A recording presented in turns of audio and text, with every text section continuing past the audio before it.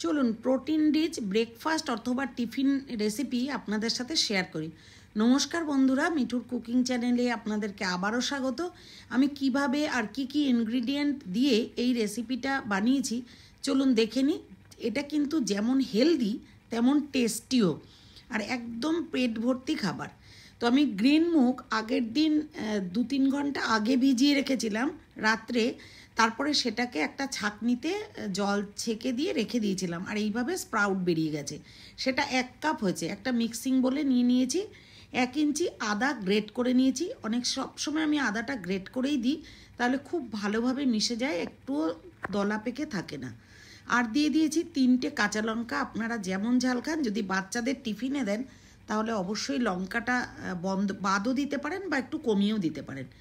15-20টা কারি পাতা দিয়েছি। আর সকালবেলা ছোলা ভেজানো বাদাম ভেজানো খাওয়া হয়েছিল, কিছুটা ছোলা বাদাম বেঁচে ছিল বলে ওটা দিয়ে দিয়েছি। চাইলে আপনারা দিতেও পারেন, স্কিপও করতে পারেন।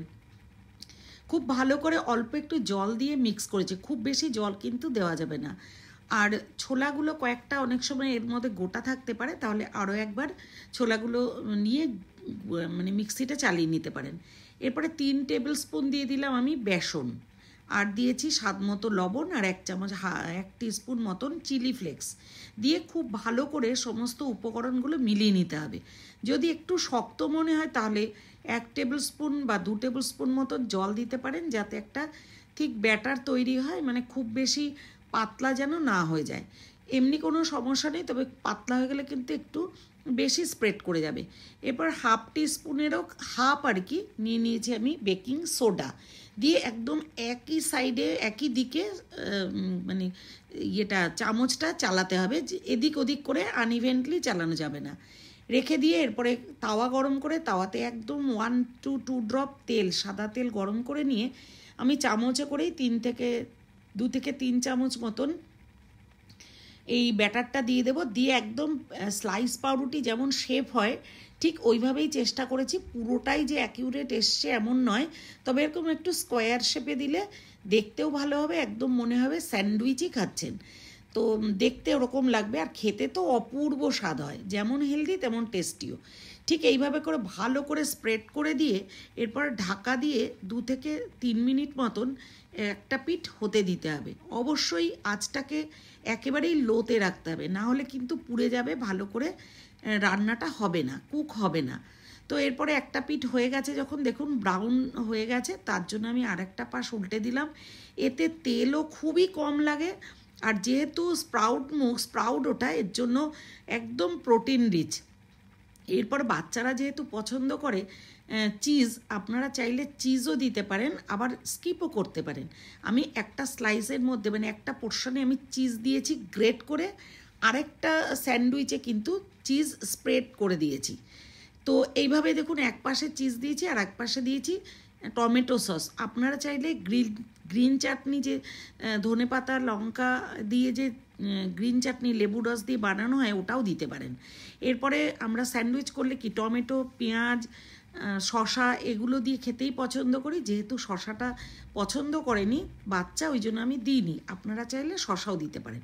এর উপর দিয়ে একটু গোলমরিচের গুঁড়ো, একটু বিট লবণ ছড়িয়ে দিয়েছি শশা টমেটোর উপরে। আবার এই আরেকটা যে পোর্শনের চিজ দিয়েছিলাম, এটা দিয়ে চাপা দিয়ে যা স্যান্ডউইচের মতন করে দিয়ে মাঝখান থেকে কেটে দিলেই একদম স্যান্ডউইচ রেডি, উইদাউট পাউরুটি ছাড়া।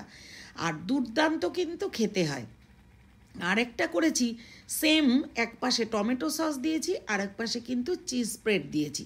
তো ওটা পাউরুটিতেই খায়, আর আমার বাচ্চা যেহেতু ওটা পছন্দ করে আমি তাই দিয়েছি। আপনার বাচ্চা যদি পছন্দ না করে বা বড়রাও যদি পছন্দ না করেন, চিজটাকে স্কিপ করতে পারেন। এর বদলে গ্রিন চাটনিটা দিয়েও স্যান্ডউইচটা বানাতে পারেন। তো পুরো ভিডিও যদি ভালো লেগে থাকে, তাহলে যারা নতুন আমার চ্যানেলে, অবশ্যই চ্যানেলটাকে সাবস্ক্রাইব করে পাশে থাকবেন। বেল আইকনটা প্রেস করতে ভুলবেন না, যাতে পরবর্তী নতুন কোনো ভিডিও আপলোড করার সাথে সাথে নোটিফিকেশানটা আপনাদের কাছে যায়, আর আপনারা পুরো ভিডিওটা দেখতে পারেন। আর যারা একেবারেই রান্না করতে পছন্দ করেন না বা রান্নাঘরে বেশি টাইম দিতে পছন্দ করেন না, তাদের জন্য কিন্তু এই রেসিপিটা একেবারেই পারফেক্ট। আর যারা হেলদি খাবার পছন্দ করেন, যে আমি কম সময় দেব অথচ হেলদি কিছু চাইছি, তো সেক্ষেত্রে এই রেসিপিটা তাদের জন্যও পারফেক্ট। এখনও যদি বানিয়ে না খেয়েছেন তো একবার এইভাবে বানিয়ে খেয়ে দেখুন, এটা আমি অনুরোধই করব, নাহলে অনেক কিছু মিস করে যাবেন যারা এইভাবে এখনও খাননি। তো যারা আমার চ্যানেলটাকে অলরেডি সাবস্ক্রাইব করেছেন বা আমার সাথে আছেন তাদেরকে অনেক অনেক ধন্যবাদ আর অনেক ভালোবাসা। যারা প্রতিনিয়ত কমেন্ট করে, সবসময়ের জন্য কমেন্ট করে ভালো লাগলে অবশ্যই ভালো বলবেন, খারাপ লাগলে অবশ্যই খারাপ বলবেন, তাও কমেন্ট করে জানাবেন যাতে আমার কোনো ভুল থাকলে আমি ওটা থেকে রেকটিফাই করতে পারি।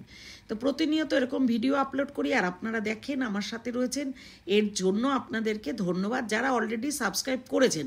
আর যাদের সামনে এই ভিডিওটা গেছে, যদি ভালো লেগে থাকে আমার ভিডিও, তাহলে অবশ্যই সাবস্ক্রাইব করে আমার পাশে থাকবেন। আর পুরো ভিডিওটা দেখার জন্য আপনাদের অসংখ্য ধন্যবাদ। দেখুন আমি স্যান্ডউইচটা যে বানিয়েছি মাঝখান থেকে কেটে নিজেই আমি সবসময়ের জন্য নিজেও খাই বা বাচ্চাদেরও খাওয়াই, এক্সপ্রেশন বাচ্চাদেরটা দিই আর আমিও নিজে টেস্ট করে কিন্তু তবেই আপনাদের সামনে এই জিনিসটা, এই ভিডিওটাকে হাজির করি। যে কোনো ভিডিও আমার ভালো লাগে সেগুলোই, মানে যেই খাবারটা আমার কাছে খুবই ভালো লাগে। তো সত্যি এমনই হয়েছিল। তো পুরো ভিডিওটা দেখার জন্য আপনাদেরকে অসংখ্য ধন্যবাদ, সাথে থাকার জন্য অসংখ্য ধন্যবাদ।